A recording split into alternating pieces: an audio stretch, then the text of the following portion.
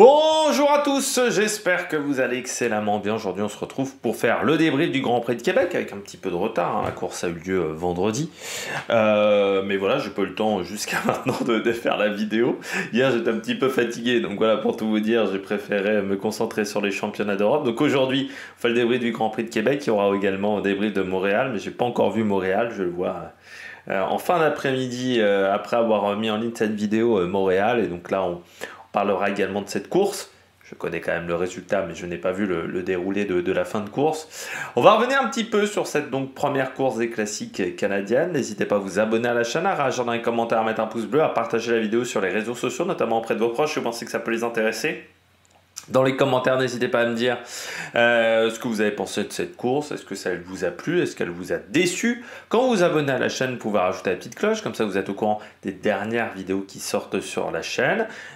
Si vous avez les moyens et que vous voulez soutenir mon travail, vous pouvez faire un super thanks. Et je remercie les gens qui le font. Je remercie également les gens qui font l'effort de cliquer rapidement sur les miniatures, sur les notifications, juste après la mise en ligne d'une vidéo. Parce que ça permet également de la mettre plus en valeur du côté de YouTube, et pour ça n'hésitez pas à rajouter la petite cloche. Donc quand vous vous abonnez, vous avez une petite flèche sur le côté droit, donc voilà, vous pouvez mettre toutes les notifications, personnaliser aucune notification ou désabonner même de la chaîne de cette manière là. Allez, on commence tout de suite avec ce Grand Prix de Québec.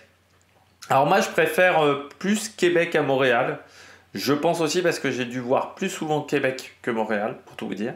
Mais je préfère un petit peu Québec parce que je trouve que ça se fait... Il y a un peu plus de stratégie qu'à Montréal. Montréal, c'est quand même... Si t'es pas bien, tu peux pas être performant à Montréal. C'est 4500 mètres de dénivelé positif. Donc si t'es pas un minimum en conditions physiques, c'est compliqué. Québec, il faut être un petit peu plus subtil. On l'a vu notamment avec certaines équipes. Tu ne peux pas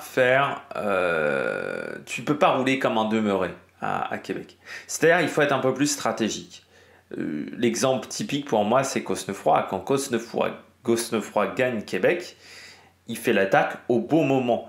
Il a été certes très fort, mais il fait surtout l'attaque au bon moment. Et là, on a vu, il y a un coureur qui était très fort, mais qui fait peut-être pas l'attaque au bon moment aujourd'hui, un certain Tadej Pogačar.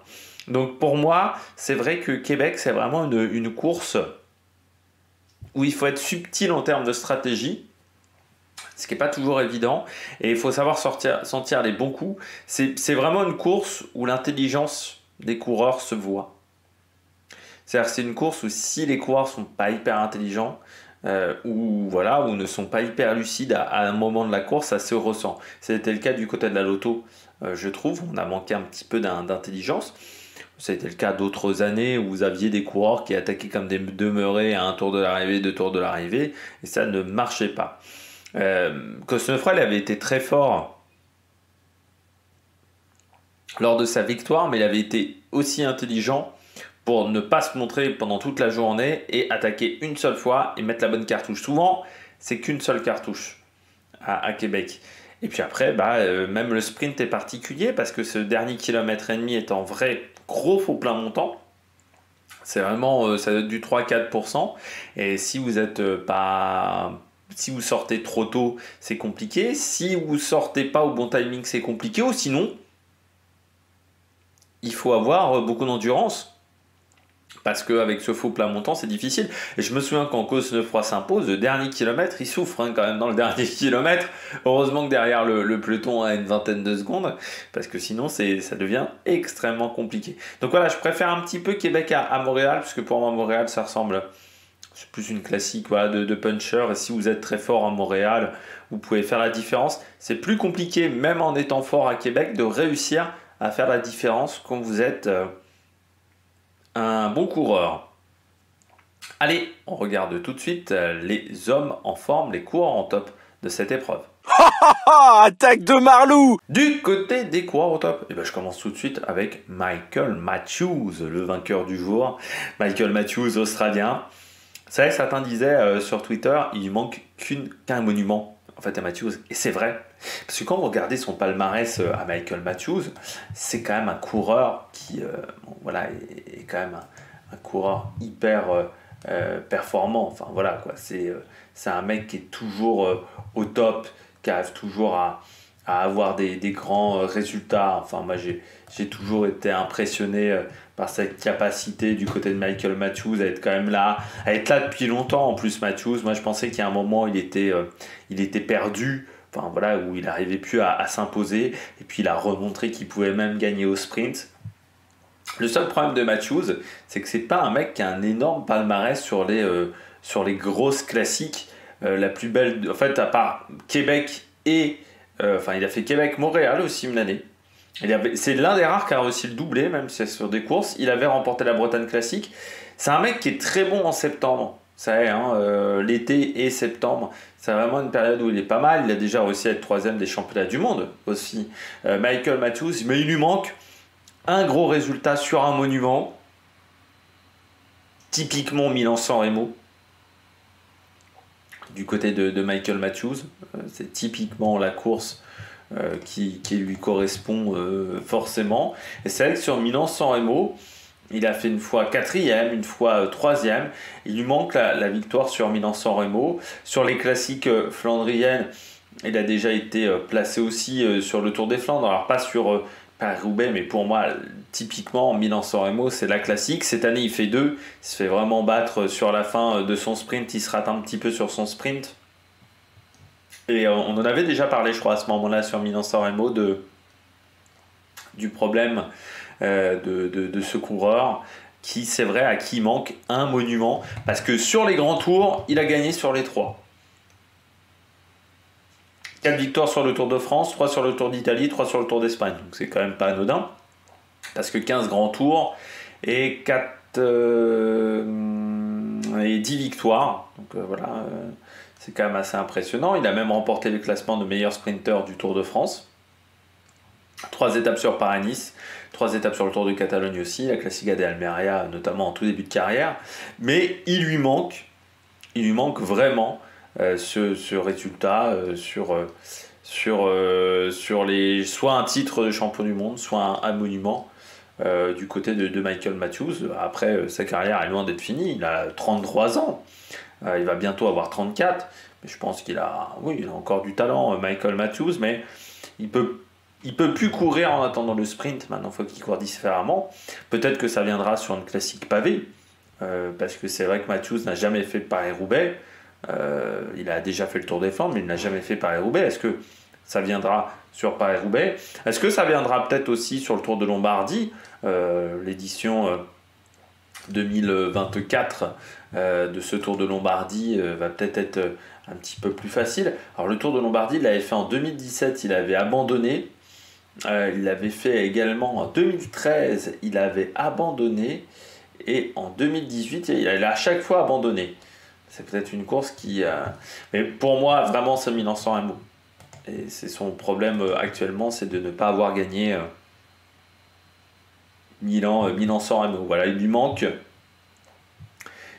cette épreuve du côté de ce coureur. C'est dommage.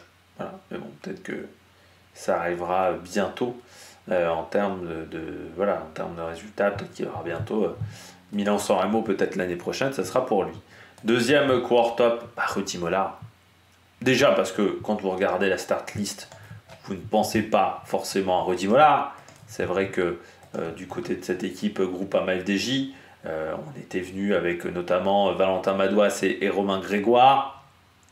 On s'attendait plus à ces coureurs-là, voire peut-être un Clément Russo en cas de petit sprint. On ne s'attendait pas à ce que Rudy Mollard fasse le sprint et arrive à prendre la 3e place, mais c'est un sprint très particulier, un sprint d'endurance, c'est ce qu'a bien compris Matthews, il l'a dit. Matthews, je suis parti aux 300 mètres, je savais que ça allait être long, mais je savais que moi, j'allais tenir la cadence, ce qui n'allait pas être le cas de tout le monde. Et c'est ce qu'a réussi à faire Rudy Mollard. C'est-à-dire que Rudy Mollard a tenu la cadence sur ce sprint. C'est une belle 3e place parce que l'année a quand même été extrêmement compliquée pour Rudy Mollard. Il a repris, il a abandonné sur le Tour de Lander. Il n'a pas pu courir pendant 3 mois. À une période, encore une fois, comme je dis, toujours abandonner et avoir des grosses chutes à ce moment-là de l'année. C'est très pénalisant pour toute la saison. Donc ensuite, il fait le Tour de Romandie, pas exceptionnel. Il n'a pas fait de grand tour aussi.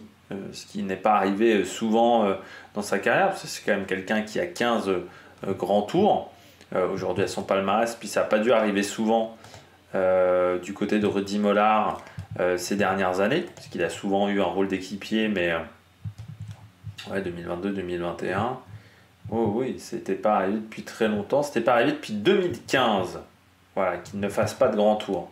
Parce qu'en 2014, il fait le Tour de France, en 2016, il fait le Tour d'Espagne. C'est la plus longue période, on va dire, entre deux grands tours pour Rudy Mollard, mais à l'époque, il était chez Cofidis. Il n'était pas à la FDJ. C'est vrai qu'on oublie que Rudy Mollard a commencé du côté de la Cofidis, mais c'est un coureur qui est hyper talentueux, qui était bon surtout sur les courses d'une semaine. Je pense que Rudy Mollard, à un moment, on a voulu le tester sur des courses par étapes de 3 semaines. C'est pas là où il est le mieux. Pour moi, là où il a obtenu ses meilleurs résultats, c'était sur les courses de 5-6 jours, parce que je pense que c'est pas le meilleur au niveau récupération. Rudy Mollard, j'ai toujours pensé que c'était un coureur qui avait un problème dans ce domaine-là. Et là, sa saison qui pourtant partait mal, avec cet abandon autour de l'Under, et au final, en 36 jours de course, quand même 536 points UCI récupérés. Alors, bien entendu, notamment grâce à cette 3e place du Grand Prix de Québec, 3e également de la 2e étape du Tour de l'Ain. Mais voilà, il arrive quand même à attraper quasiment le même nombre de points que lors de l'année 2023. Ce qui est vraiment un très bon résultat pour un coureur qui avait fait sa meilleure saison en 2018, notamment marqué par cette victoire d'étape sur Paris-Nice, mais il avait réussi à être performant sur cette course. 2 fois 7e de Paris-Nice, ça a souvent été sa course. Paris-Nice, 4e également du Tour de Luxembourg. Vous voyez, ses meilleurs résultats sur des courses d'une semaine. C'est pas du tout sur les grands tours. Son meilleur classement, même sur un grand tour à Rudy Mollard, au général, c'est 14e du Tour d'Espagne 2018. Donc voilà, c'est la seule fois où il est rentré dans le top 15 même d'un grand tour. Donc, ça a toujours été un coureur plutôt performant sur les courses d'une semaine plutôt que sur les tours de 3 semaines. Et là, voilà, bon résultat sur cette classique pour Rudy Mollard, vraiment qui a montré de très très belles choses sur cette journée. Et puis je termine avec la loto. Alors oui, parce que d'un côté, en fait la loto, j'ai eu beaucoup de mal à noter la loto. C'est-à-dire qu'il y a un moment, je me suis dit, je les mets en flop. Mais en même temps, ce que fait Arnaud Delis est quand même très bien et la densité qu'ils ont proposée dans le final est quand même excellente. Et de l'autre, je me dis oui, mais il se rate un petit peu au niveau stratégique. Donc voilà, c'est la double question que je me suis posée avec la loto. Parce que d'un côté, Arnaud Delis qui arrive à suivre Pogačar, c'est quand même excellent. C'est là où on voit que c'est un coureur qui progresse vraiment dans ce type de sprint-là, dans ce genre de sprint en bosse. Il est devenu maintenant très dur à battre, Arnaud Delis. Et c'est vrai que pour un Milan-San Remo, par exemple, c'est un coureur qui va être extrêmement dangereux, même pour des Bretagne classiques, pour des courses plutôt vallonnées. Pour moi, c'est peut-être même là où il doit travailler plus que sur les classiques pavés, parce que je l'ai jamais trouvé excellent sur des classiques pavés. Pour moi, il est plutôt performant sur des parcours très vallonnés, où il arrive à faire la différence. C'est un coureur d'Amstel aussi, pour moi, Arnaud Delis. C'est vraiment un coureur de ce type de course-là. Mais là, il a vraiment montré que sur un parcours, accidenté dans le final, il arrivait à faire jeu égal avec Pogačar. Certes, c'était pas forcément du grand Pogačar. C'était un Pogačar qui était en reprise après une période d'inactivité, mais quand même, il fallait réussir à tenir la cadence, et c'est le seul qui arrive à tenir la roue, potentiellement, lors de sa dernière attaque. Le problème de la loto, c'est que vous avez Beck Moes aussi, qui n'a pas été mauvais, vous avez Van Gils, voilà, ces 3 coureurs-là, et le problème, c'est que personne n'a fait la cassure. C'est-à-dire qu'il y a un moment, Pogačar n'est pas dans leur roue.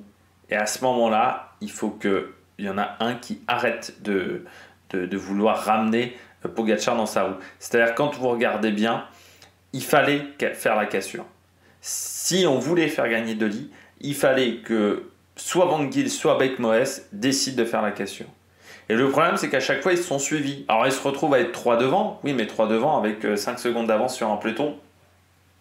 Et dans une configuration de course, encore une fois, où à Québec, à avoir 10 secondes d'avance dans le dernier kilomètre, c'est pas suffisant.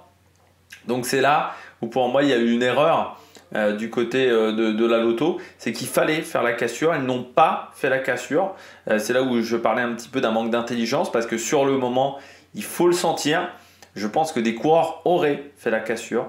Là, on a peut-être manqué un petit peu d'expérience aussi du côté de la Lotto, parce que ça reste des coureurs qui sont très jeunes. Van Gils, Beck Moès et De Lie, ce ne sont pas des coureurs qui ont 30 ans. Et surtout, ce ne sont pas des coureurs qui sont habitués à ce type de situation. Donc c'est peut-être là où on aurait pu faire un peu mieux, même beaucoup mieux, je pense, du côté de la Lotto. Mais après, sur leurs conditions physiques et sur leur capacité à tenir face à Pogacar, j'ai trouvé ça vraiment remarquable. Et c'est une équipe qui va être extrêmement dangereuse dans les années à venir sur les classiques ardennaises. Parce que c'est vraiment l'équipe typiquement qui peut avoir des résultats. Et là, il n'y avait pas Van Edvelt, par exemple.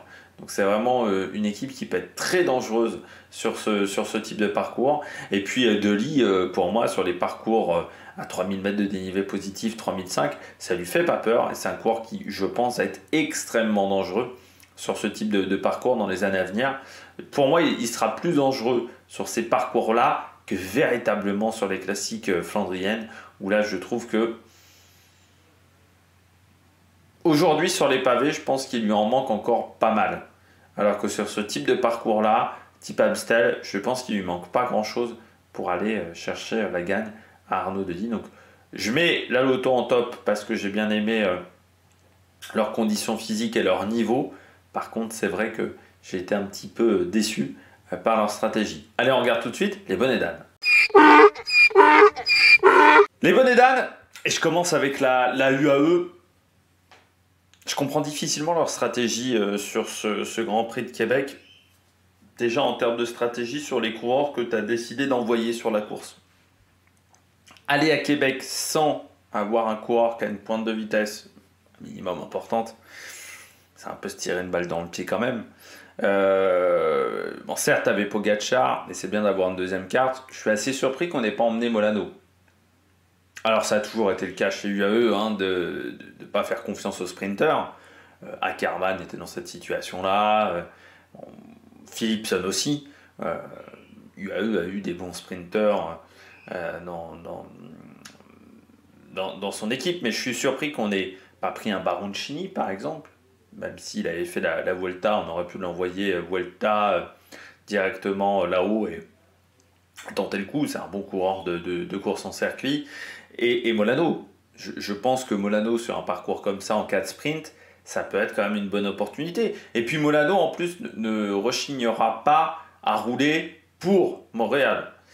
Très clairement, on a emmené une équipe qui était faite pour Montréal et pas pour Québec. Mais dans ce cas-là, pourquoi tu roules alors à Québec? Dans ce cas-là, tu mettais un homme dans l'échappée et puis les autres, ils faisaient juste des kilomètres. Ils ont quand même contrôlé toute la journée pour faire un résultat qui n'est pas exceptionnel. Parce que c'est vrai que Pogacar finit 7ème en se faisant enfermer. C'est pas dingue quoi, en termes de résultats. Alors je dis pas que Molano aurait fait mieux. Molano aurait peut-être pas fait mieux. Baroncini aurait peut-être pas fait mieux. Mais au moins, tu avais une chance en cas de sprint. Ce qui, avec Pogacar, était... il fallait forcément faire la différence. C'était le problème de cette équipe, c'est-à-dire qu'il fallait forcément rouler ou se concentrer plutôt sur Montréal. Alors, ça les a pas gênés pour Montréal. Mais pour Québec, je trouve que c'était peut-être pas forcément à eux de rouler aussi fort. C'était plutôt à Intermarché. Et on voit que dans les 40 derniers kilomètres, Intermarché, ils sont plus là. Oui, mais c'est peut-être ce qui permet à Guilherme de finir deuxième. Et Matthews, Jaïko Alula, ils n'ont quasiment pas roulé de la journée. Derrière, c'est peut-être ce qui permet à Matthews de finir vainqueur aussi. Du côté du AE, je pense qu'on aurait pu avoir une autre stratégie. Et surtout, emmener d'autres coureurs. Parce que même en termes d'autres stratégies, je pense que contrôler toute la journée n'était pas forcément l'idée du siècle. Parce qu'on a fait 42,3 de moyenne. et notamment dans la dernière heure de course, on n'a pas forcément véritablement accéléré. Est-ce qu'il n'aurait pas mieux fallu que l'échappée prenne un petit peu d'avance et que cette formation mette un grand coup d'accélérateur à partir de 60 km de l'arrivée, vers 1 heure et demie de la fin de course?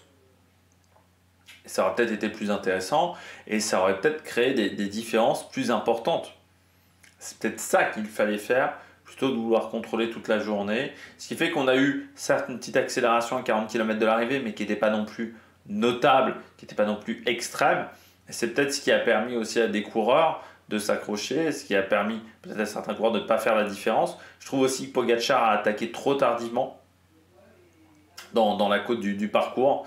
C'est-à-dire qu'il attaque, on est quasiment au sommet de la première partie de la difficulté. Alors ensuite, il y a la petite descente et ça regrimpe encore un petit peu derrière.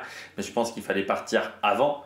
Et puis en plus, après, il réattaque, mais il n'y a pas forcément des gros pourcentages quand il attaque dans la deuxième partie de la montée.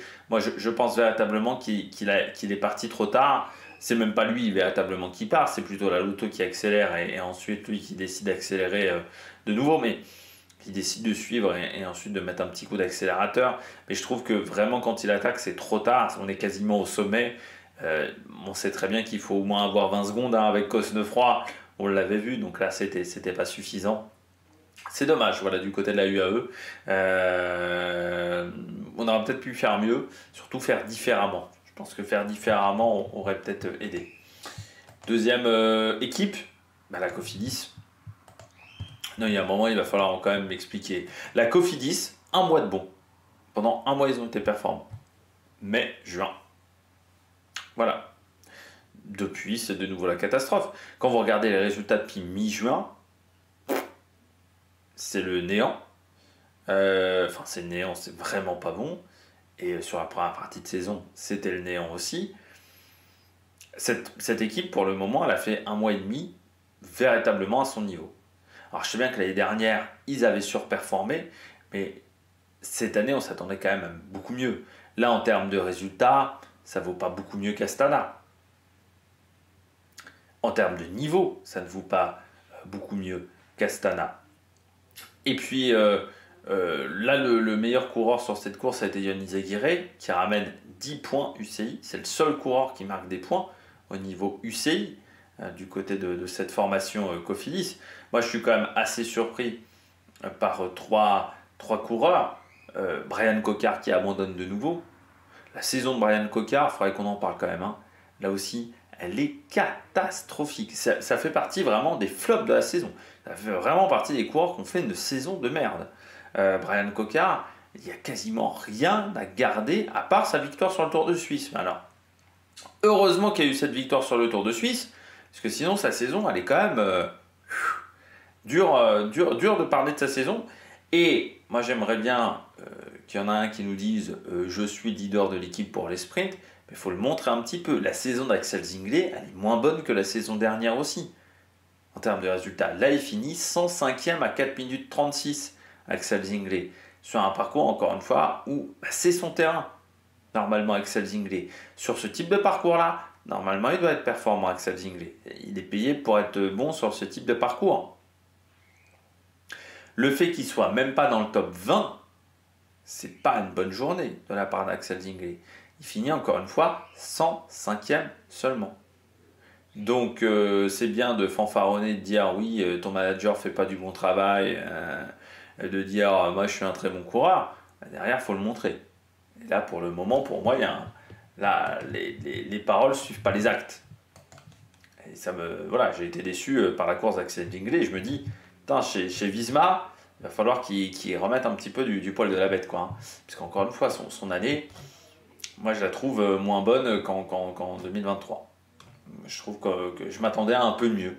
Alors, en termes de points UCI, c'est pas catastrophique. Il est à 1279, ce qui est plutôt même bien, mais pour moi, il n'y a pas d'évolution. Voilà, pour moi, je m'attendais à mieux du côté d'Axel Zinglet.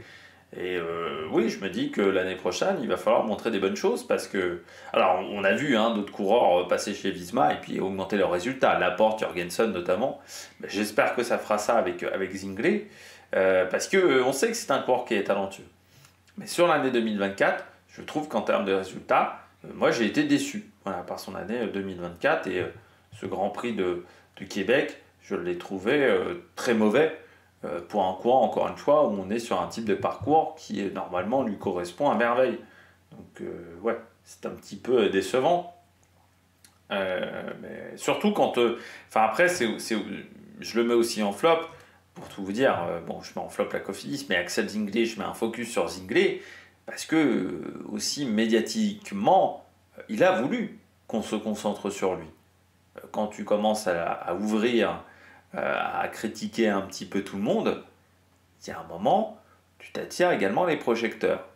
Et les projecteurs, bah, c'est bien quand tu performes, ça peut être un petit peu néfaste quand tu performes pas. Et là, bah, du côté de la Cofidis, j'ai trouvé que c'était pas bon. Et puis je termine avec un autre coureur qui je trouve fait pas une saison exceptionnelle. Pour finir, Andrea Bajoli qui finit 25e, mais seulement 4e coureur du côté de la Lidl Trek. La Lidl Trek a fait un beau tir groupé 22, 24, 25 et 6e pour Bokemolema, donc il ramène quand même pas mal de points au niveau UCI. Mais c'est vrai que l'année de Bajoli, pas exceptionnelle non plus. Là aussi, on est sur un type de parcours. Normalement, il est performant. C'est quand même quelqu'un qui a remporté Grande Piemonte l'année dernière, deuxième du Tour de Lombardie. On connaît sa très bonne pointe de vitesse à Andrea Bajoli. Mais son année chez Lidl Trek a été extrêmement difficile. 57 jours de course, mais assez discret. On a une seule 4e place à Boca della Selva sur le Tour d'Italie, une 6e place sur la 6e étape du Tour de Pologne, et c'est tout en termes de top 10. C'est pas exceptionnel du tout. Coureur qui voilà, n'a pas réussi à trouver ses marques pour le moment chez Lidl Trek, un petit peu comme Tao Geoghegan aussi. Et ça fait partie des coureurs, vous savez que d'avoir quitté Soudal Quick-Step, pour le moment, bah, c'est pas une réussite. Alors on sait, hein, Soudal Quick-Step, c'est une structure qui est en place, qui est quand même performante sur les classiques, qui a un peu de culture des classiques, plus flandrienne que classique punchy, mais bon, ils ont quand même eu des résultats également sur d'autres classiques que les flandriennes. Alors est-ce que c'est du côté de Lidl Trek, on n'a pas cette culture-là des classiques? Je suis pas vraiment convaincu. Ou est-ce que voilà, il a du mal à s'adapter à du nouveau matériel? C'est vrai qu'il est passé d'un vélo Specialized à un vélo Trek. Il y a beaucoup de différences hein, au niveau matos. C'est entre Lidl et Quick-Step, parce que je crois que c'est pas les mêmes je crois que c'est du SRAM Lidl. Je vérifie hein. C'est vrai qu'en termes de matériel des fois je suis pas excellent. Non, je n'ai pas de plus d'informations. Si, voilà.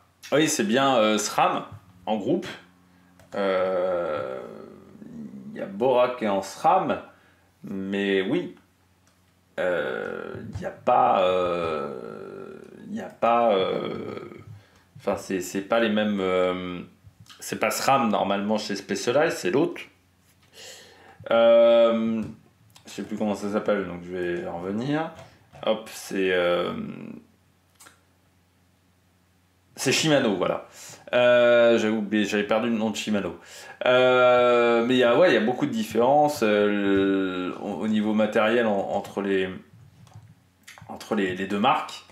Et ça se ressent peut-être pour lui. Il n'a pas trouvé peut-être ses repères sur le vélo.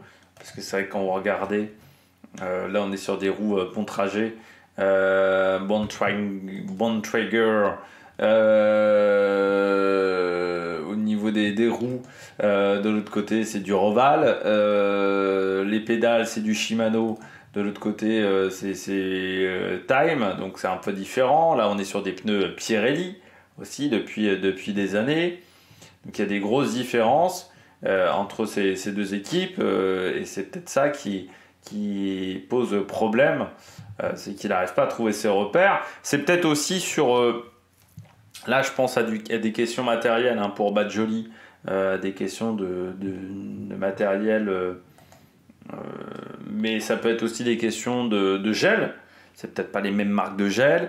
Il y a un truc qui ne fonctionne pas pour le moment. C'est pareil avec Geoghegan. Voilà, il y a un truc qui, pour le moment, n'est pas efficace. Donc, on va voir... ce que ça va donner, mais là, petite déception pour moi. parce que je pense que ça peut être plus efficace. Et là, ouais, pour moi, c'est décevant. Voilà. On termine aussi avec un autre coureur qu'on aurait pu voir sur cette épreuve performant, qui a changé de crèmerie. C'est Alberto Bettiol, 20e seulement Bettiol, qui a rejoint Astana. Pour ceux qui avaient oublié, il n'est plus chez EF, hein, c'était avec effet immédiat. Ça s'est fait pour le 15 août. Et donc c'était sa deuxième course avec Astana. Il avait déjà fait le Renault Tour, où il avait fini 10e du général. 20e, on aurait pu s'attendre à une chouille mieux pour Alberto Bettiol, qui, je rappelle, est champion d'Italie. Donc voilà, je finis un petit flop, un flopounet avec Alberto Bettiol. J'espère que vous avez aimé cette vidéo. Si vous avez aimé cette vidéo, n'hésitez pas à vous abonner à la chaîne, à réagir dans les commentaires, à mettre un pouce bleu. Et puis, bien nous, on se retrouve donc pour faire le débrief de Montréal, certainement demain, Montréal, et puis il y aura le Tour du Luxembourg aussi, à partir de demain, du côté des différentes courses que nous allons suivre. Et puis, bien entendu, les championnats du monde qui commencent dimanche. Allez, ciao, ciao sur l'Amérique Production.